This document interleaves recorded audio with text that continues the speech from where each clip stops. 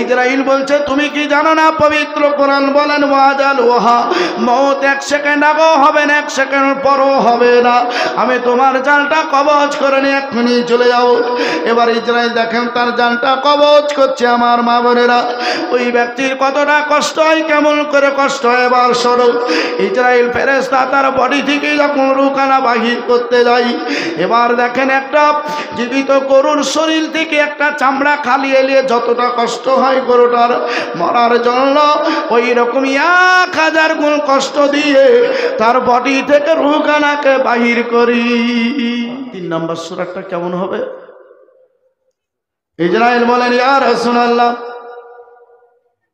নবী গো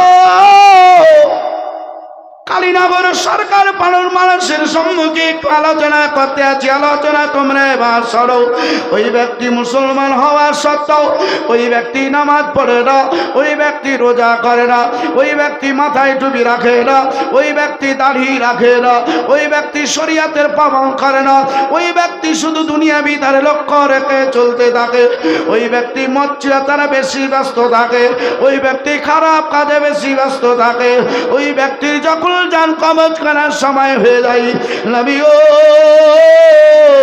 ওই ব্যক্তির সম্মুখে উপস্থিত হলে ওই ব্যক্তি দেখার পর একবার থরথর করে কাঁপতে আরম্ভ করে ওই ব্যক্তির বডির উপরে 2টা করে লেহাপ চাপিয়ে দিয়ে চেপে ধরতে হয় হাত পাগুলা এইভাবে টান টান করতে থাকে কত পাড়া প্রতিবেশীরা এর আপনার হাত পাগুলাকে চেপে চেপে ধরে রাখে ইয়া রাসূলুল্লাহ ওই ব্যক্তি আর্তনাদ করলে তার কথাবার্তা কিছুই শোনা হয় না ওই ব্যক্তির বডি থেকে যখন রূহখানাকে বাহির করতে যাই ও রূহটা কোনো মতে বাড়াইতে চায় না ওই ব্যক্তির কতটা কষ্ট হবে আপনি কি শুনবেন বলে অবশ্যই তুমি একটু শুনিয়ে দাও বলতে আছেন ইয়া রাসূলুল্লাহ ফুটান্ত তোলে একটা জিন্দা মানুষকে ফেলে দিলে যতটা কষ্ট হয় তার 1 লাখ গুণ বেশি কষ্ট দিয়ে তার বডি থেকে রূহটাকেই বাহির করি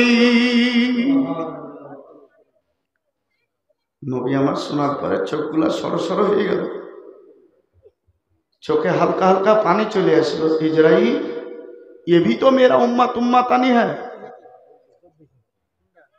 74 নম্বর সূরাটা একবার শোনাও ইসরাইল বলছেন ইয়া রাসূলুল্লাহ যখন আমি 74 নম্বর সূরাটা দেখাই তো ব্যক্তি পেশা পায়খানা করে দেয় তার শরীরের চোখগুলা ঘোলা হয়ে যায় ওই ব্যক্তি কতটা কষ্ট জাহান্নামে যেটা শ্রেষ্ঠ কষ্ট ওই রকমই 100 গুণ বেশি কষ্ট দিয়ে তার বডি থেকে রূহটাকে বাহির করার চেষ্টা করে যখন বললে আমার নবী মুস্তাফার চোখে পানি চলে আসলো নবী আমার চোখের পানিগুলাকে মুছিয়ে নিয়ে বলতে আছেন ইসরাইল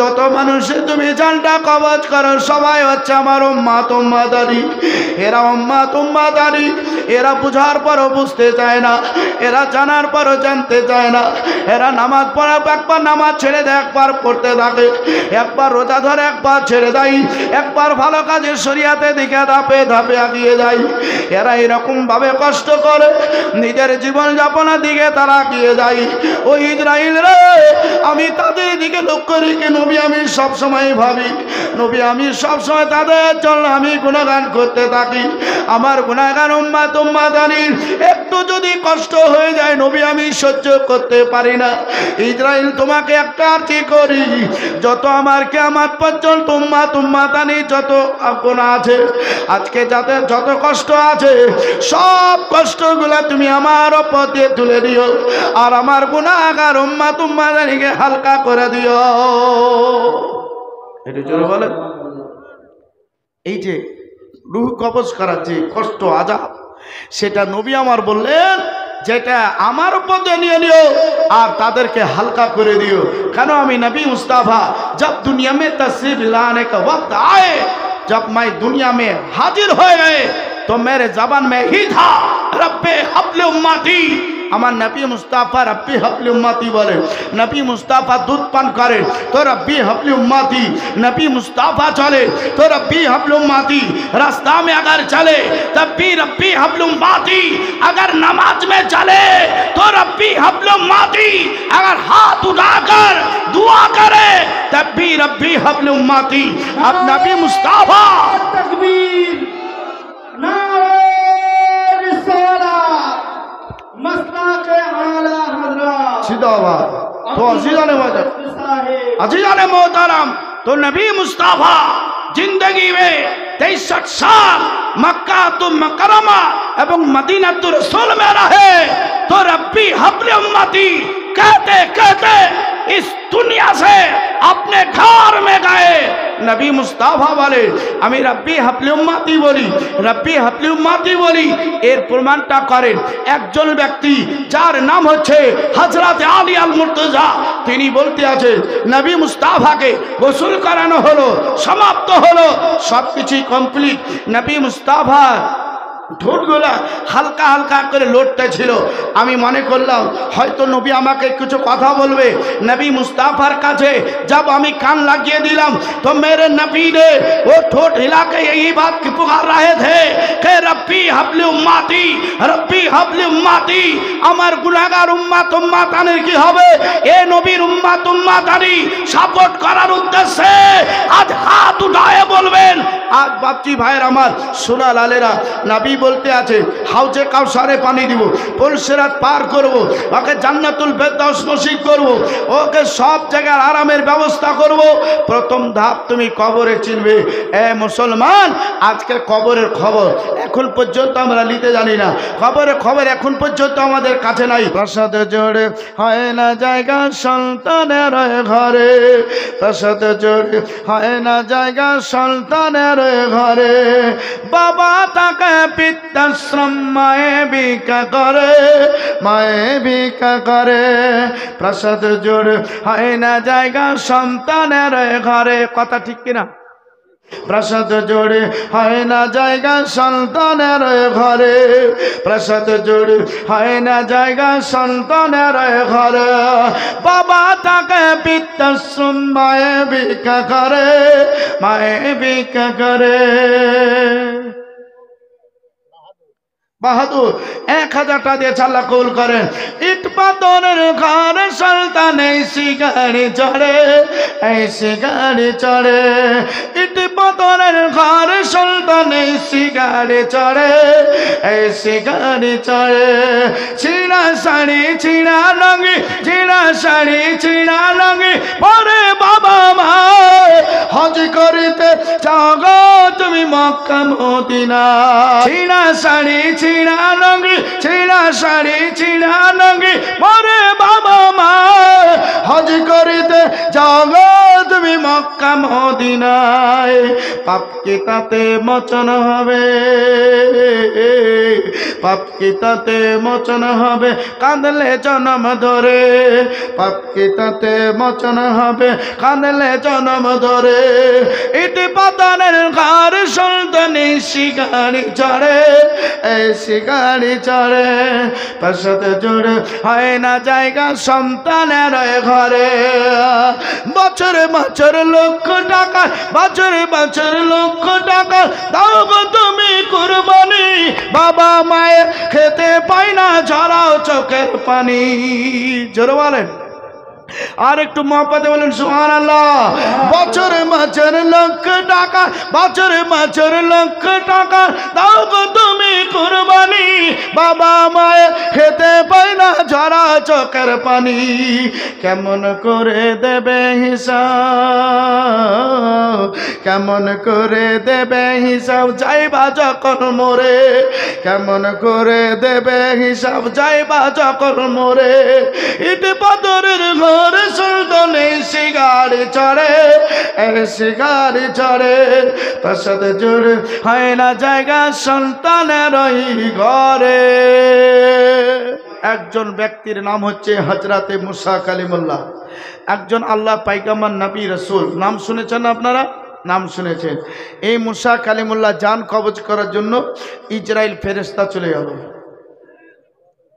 মুসা কালিমুল্লাহ চুপচাপ বসে আছে, ওজিফা করছে, আল্লাহ আল্লাহ জিকির করছে।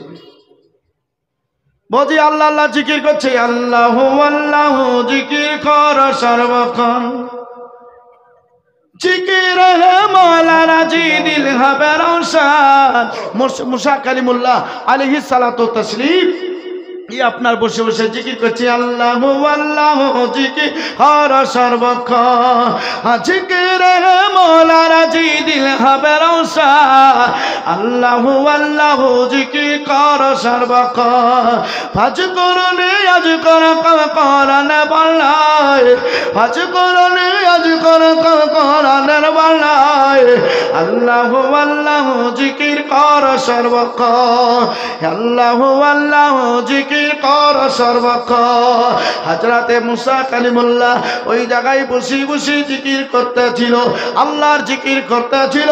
হযরত ইসরাইল ফেরেশতা উপস্থিত হলো মুসা কালিমুল্লাহর সম্মুখে, হাতটা যখন এইভাবে বাড়িয়ে দেয়, মুসা কালিমুল্লাহ পর দিকে তাকিয়ে দেখে হযরত ইসরাইল ফেরেশতা চলে এসেছে।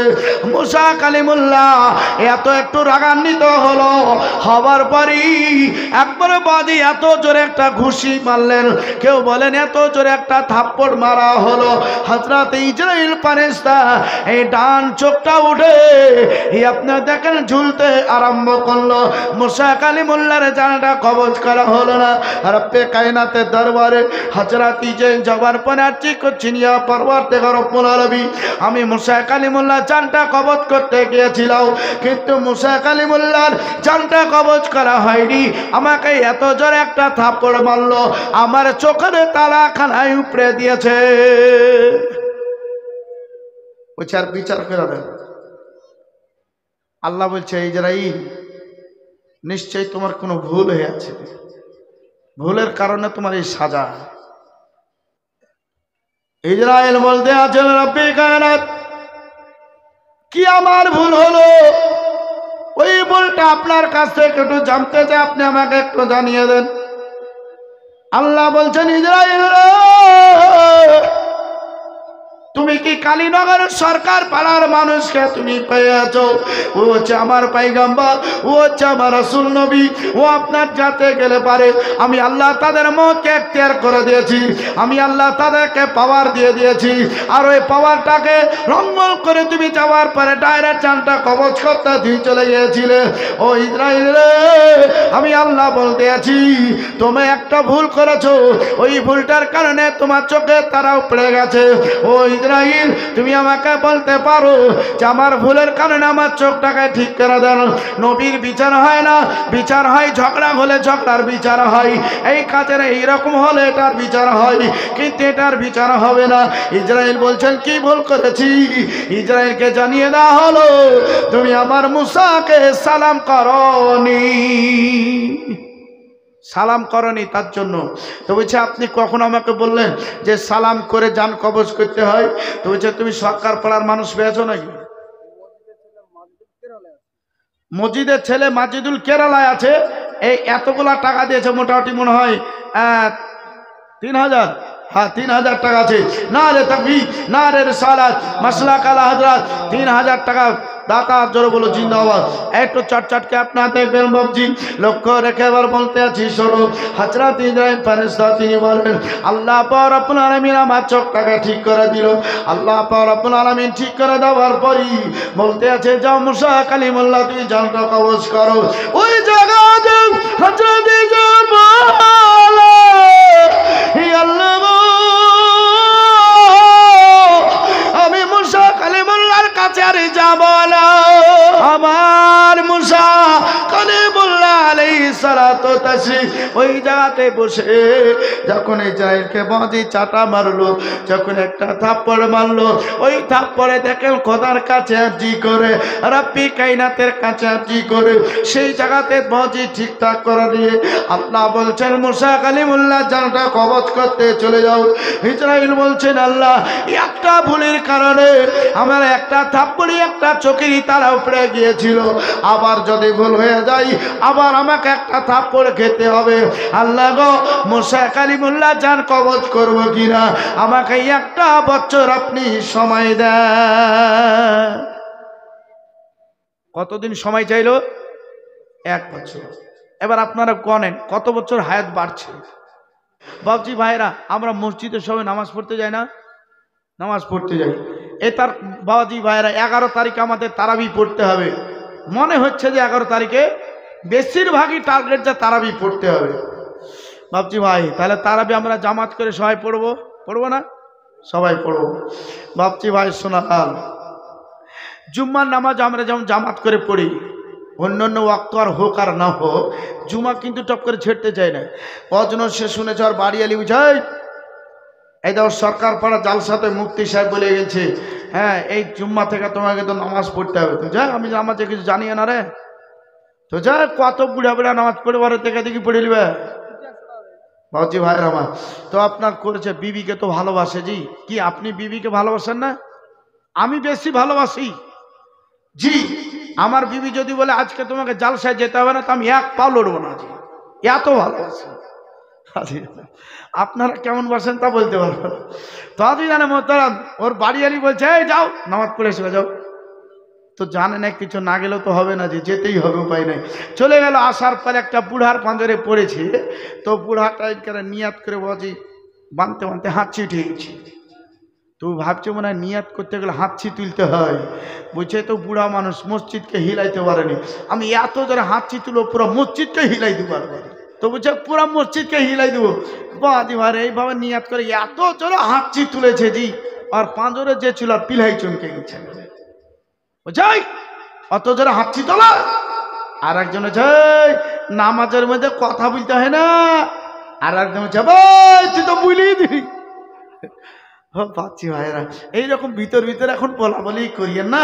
যতক্ষণ আছি ততক্ষণ একটু শুনে ভুলে যেতে চাইলো ভোলা যায় না আমার জাল মদিনা, আমার প্রাণ মদিনা। ভুলে যেতে চাইলো ভোলা যায় না। জানি না ও মদিনায় কি আছে মধু, মদিনা মদিনা সদা করেছে জাদু।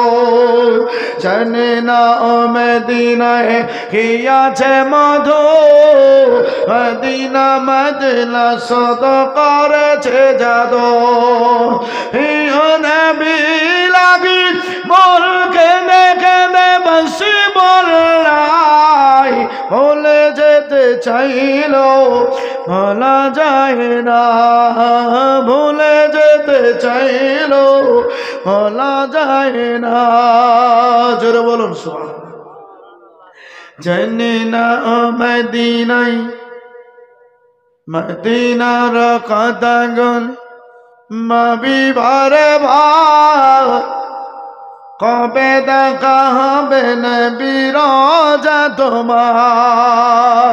মদিনার কথা গলে ভাবিবার ভাই, কবে দেখা হবে নবীর রোজা তোমার। প্রিয় নবী বাবা আমরা হলাম দিওয়ানা, ভুলে যেতে চাইলো ভোলা যায় না। ভুলে যেতে চাইলো ভোলা যায় না। মুসা কালিমুল্লাহ জান কবজ কিন্তু করা হয়নি। ইসরায়েল বলছে যাও জান কবজ করে এসো।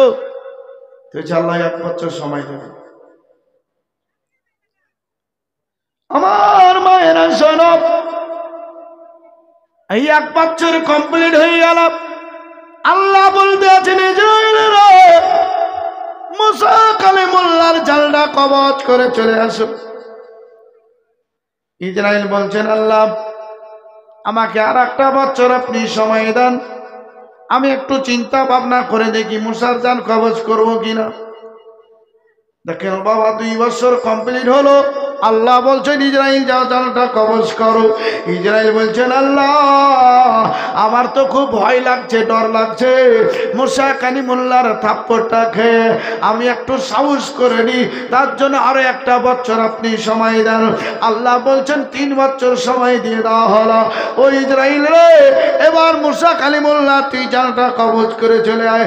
আমার বাচ্চারা আমার মায়েরা সরো, ওই জায়গায় 3 বছর কমপ্লিট আল্লাহ বলছেন ইসরাইল এবার যাও যাও জানটা কবজ করো। ইসরাইল বলছেন আল্লাহ আমাকে আপনি সময় দেন, সময় দেন, আমি সময়ের অপেক্ষা আপনার কাছে করতে আছি, সময় চাইতে আছে। কতদিন সময়? বলছেন আরো 10 বছর সময় দেবেন। 10 বছর। আল্লাহ বলছেন ঠিক আছে তোকে 10 বছর সময় দিয়ে দিলাম। তাহলে কত হলো জি? 13 বছর হয়ে গেল। 10 বছর সময় দিয়ে দিলাম, কমপ্লিট। আল্লাহ বলছে যাও এবার চান কবজ করে এসো। তো বলছে আল্লাহ আমি এত বাহানা করছি আপনি তো বুঝতেই পারছেন, মুসা কালিমুল্লাহ চান কবজ করতে খুব ভয় হচ্ছে, মানে এই যে চোখের তালাটা এক থাপ্পড়ে উড়িয়ে দিয়েছে, খুব ভয় করছে। যখন যাইতেই হবে তো আর 10 বছর দিয়ে দেন। 23 বছর হয়ে গেল। আমার আল্লাহ বলছেন ইসরাইল যাও না,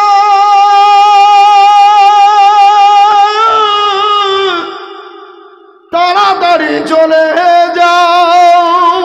ইসরাইল বলতে আছে রাব্বে কানা আমিও পারি না আর আপনি আমাকে ছাড়েন না, তাহলে মুসা কালিমুল্লাহ জানটা কবজ করব আর কাহুরি জানটা কবজ করব না, তাহলে আমাকে আর 10টা বছর আপনি সময় দিয়ে দেন।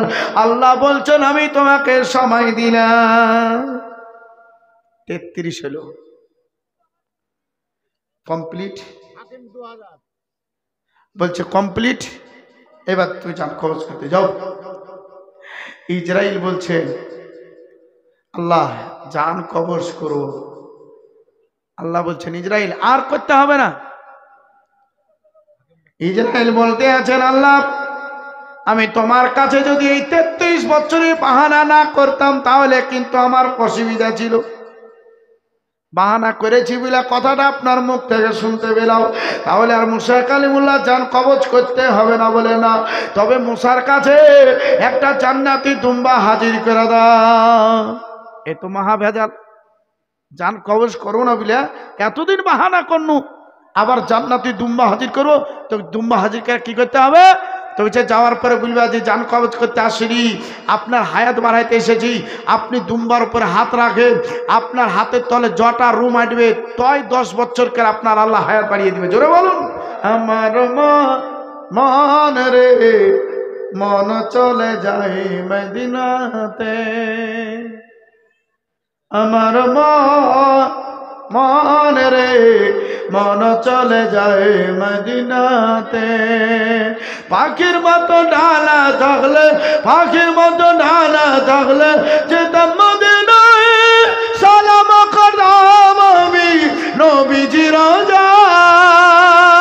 জোরে বলো সুবহানাল্লাহ। কত হাজি আসে আর কত হাজি যায়, আমরা শুধু বসে আঁকা হিন্দুস্তানে কাঁদে হায় হায়। টাকা নাই পয়সা নাই আমরা অসহায়, তুমি যদি ডাকো নবী যাব মদিনায়। কত হাজি আসে আর কত হাজি যায়, আমরা শুধু বসে আঁকা হিন্দুস্তানে কাঁদে হায় হায়। টাকা নাই পয়সা নাই, টাকা নাই পয়সা নাই আমরা অসহায়, তুমি যদি ডাকো নবী যাব মদিনা, তুমি যদি ডাকো নবী যাব মদিনায়। চলে বল একজন 100 টাকা দিয়ে চালক কবুল করেন। আমি সোম্মামিন বেজায় শুনো সারি আমার মায়ের, আমার বাপজি মায়ের, শোনো শোনো আল্লাহর দিল লক্ষ্য রেখে আল্লাহর নবী যার নাম হচ্ছে হযরতে মুসা কালিমুল্লাহর কথাটা বলতে দিলাম। এবার শেষ কথায় শোনো, এবার কথাটা হচ্ছে এটাই, সুবহানাল্লাহ হবে আপনি। এবার দেখেন জান্নাতি দুম্বা নিয়ে যাবার পরে ইসরাইল হাজির করে দিল। ইসরাইল বলছেন আল্লাহর নবী আপনার জান কবজ করতে আসিনি, আল্লাহ পাঠিয়েছে আপনার হায়াত বাড়াবার জন্য উপস্থিত হয়েছি। এই দেখেন জান্নাতি দুম্বা, এটার উপরে আপনি হাতটা লাগিয়ে দেন। আপনার হাতের তলে যতটা রুম আনবে, প্রত্যেকটা রুমে 10,000 বছর করে হায়াত আল্লাহ আপনার বৃদ্ধি করে দেবে। সুবহানাল্লাহ। আপনি হাতটা রাখুন। মুসা কালিমুল্লাহ হাত রাখলে তো পুরা জান্নাতি দুম্বাটাই আইটা গেল। বলুন সুবহানাল্লাহ। পুরো আইটা গেল। এর যে একটা হায়াত, হায়াত পুরো কমপ্লিট। কমপ্লিট যখন হয়ে গেছে, বলছে ইসরাইল, ইসরাইল বলতে আছেন আল্লাহ মুসা কালিমুল্লাহ জাল কবজ করতে পারবো না, তবে আপনি যখন বলছেন তো আমি একটা কাজ করে দিতে পারি। মুসার কাছে আমি যাব না, তবে মুসা কালিমুল্লাহর আমি কবর তৈরি করে দিতে পারবো। মুসা কালিমুল্লাহর কবর তৈরি করে দিতে পারবো। এবার দেখেন বাবাজি, সরকার পাড়ায় মানুষ মারা গেলে না কবর তৈরি হয়, আর না মরলে হয় না। তো ইসরাইল বলছে মুসার জানি কবজ হলো না, মুসার কবর তৈরি করে দেব। তো কত বড়, তা তো নাপ ঝুঁক নিতে হবে। ইসরাইল বলছেন আমি একলাই যাব না, আমার সঙ্গে 3টা ফেরেশতা দিতে হবে। হযরতে জিবরিলকে দিতে হবে, মিকাইলকে দিতে হবে, ইসরাফিলকে দিতে হবে। এদের সঙ্গে আরো 70,000 করে ফেরেশতা দিতে হবে।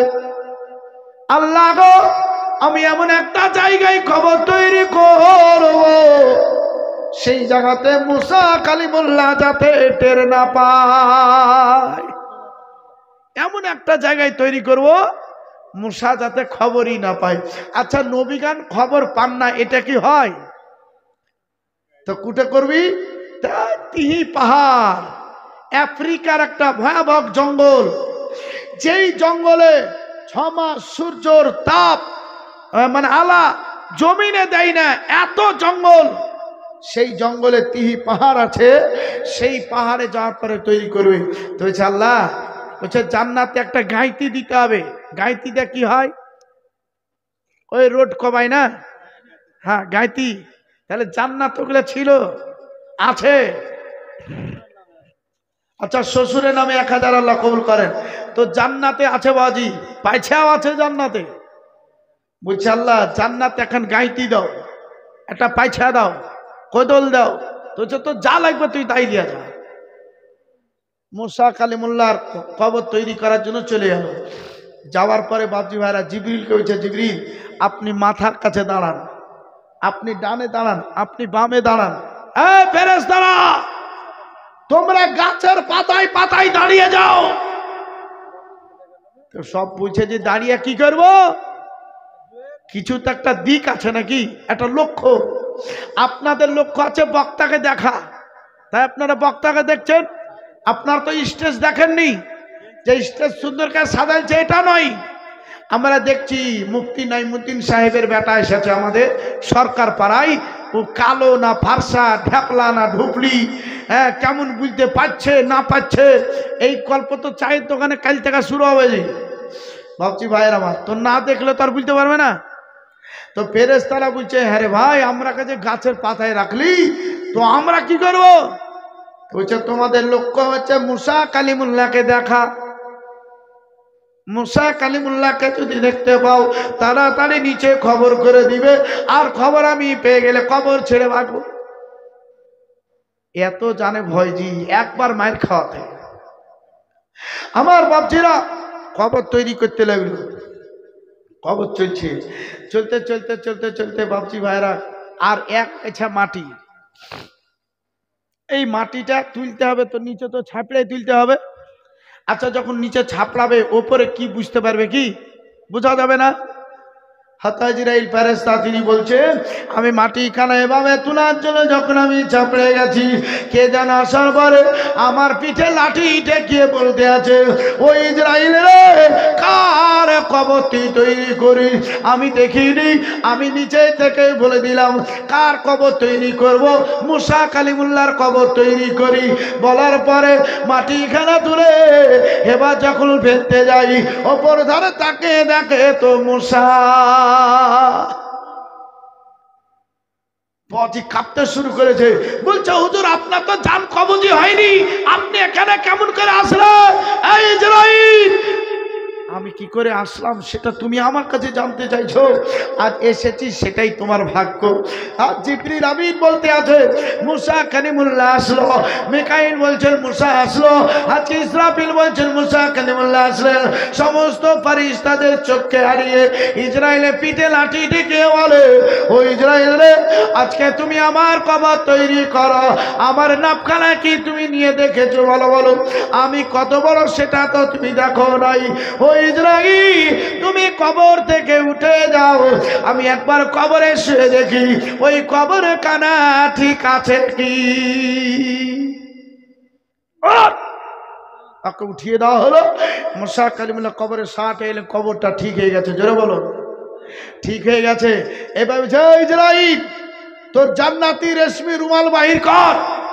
মুসা কালিমুল্লাহ अपने हाथ में अपन रूहटाके बाहिर करे জান্নাতি রুমালে দিলেন। জোরে বলুন। ও বাপজি ভাইরা, সরকার পালাতে এরকম খবর কোনদিন হয়?